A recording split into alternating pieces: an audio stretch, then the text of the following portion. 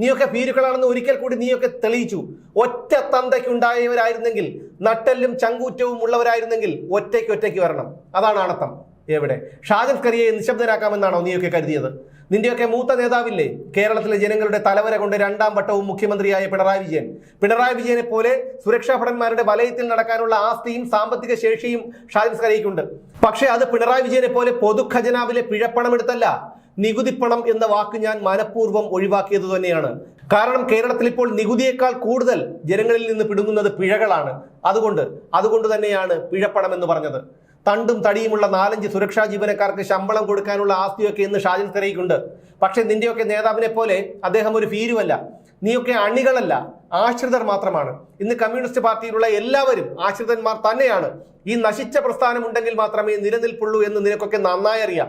അതുകൊണ്ട് എന്ത് തെമ്മാടിത്തരവും നീയൊക്കെ ചെയ്യും, എന്ത് തെമ്മാടിത്തരങ്ങളെയും നീയൊക്കെ ന്യായീകരിക്കുകയും ചെയ്യും.